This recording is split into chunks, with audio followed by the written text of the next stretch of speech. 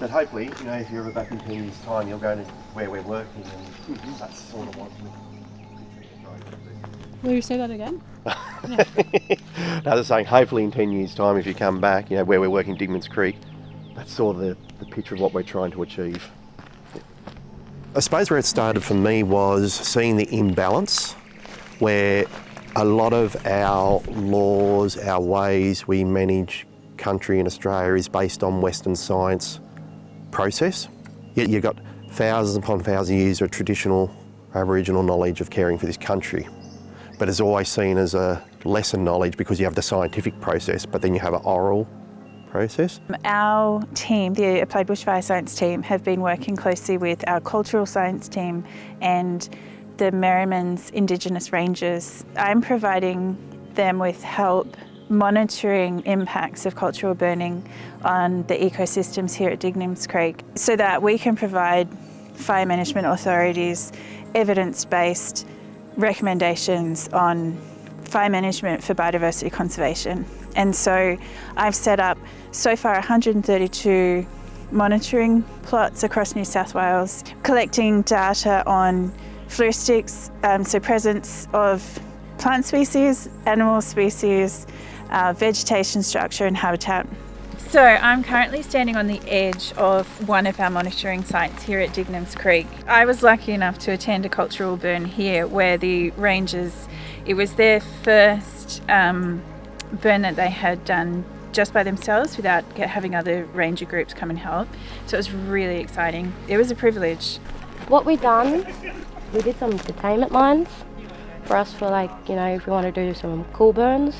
When we do cool burn, pretty much it do regrowth. When the 2025s come through here, it was a really, really hot bushfire, and a lot of the stuff that regenerated through here, this site's a little bit thinned out now, but through a lot of this area you'll find it's really, really compact regrowth, and some of it's the wrong species to be in this area. And you can see that a lot of these smaller eucalypts and alocasurinas that are coming back, they're all similar in size and they're, just a few centimetres in diameter.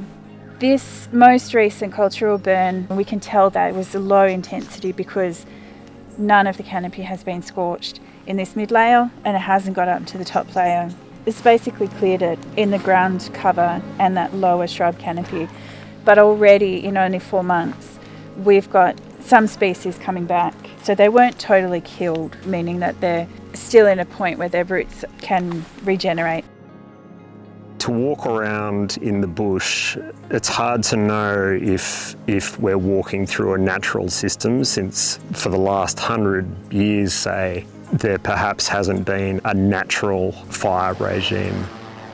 We've put in some of our long-term monitoring sites in this area, and we're coming back repeatedly and getting more data for these areas. I'm particularly interested with the drone in monitoring the vegetation density and what happens after fire. So each pass I've got 80% overlap. The more passes I get, the more chance of shining the laser underneath shrubs at the side. The type of bush depends entirely on the dirt that it's growing in, the type of dirt, how deep it is, and the position. So this is a ridge top down the hill a bit. The soil has a bit more water holding ability and the sites are a bit shadier. The soils are deeper, so you get taller trees, and the understory tends to be softer and greener.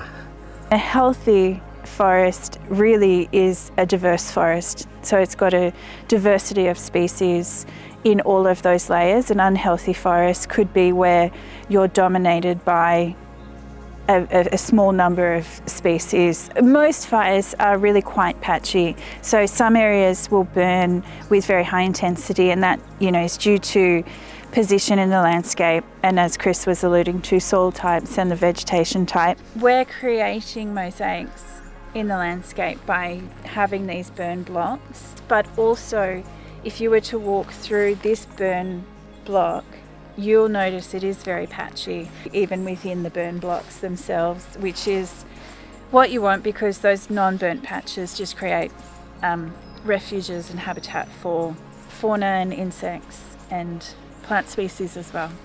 If you say like the regrowth, like just saying that, it feels good because It's it's just healing country. Healing It's- country and healing us as well. Healing us. It's like when Mother, she protects us, she helps us. We do the exact same thing back. So she helps us, we help her, so they heal and all that. And it's pretty good. Like, just doing all of this is mad. I love it. It's the best thing to see everything regrow.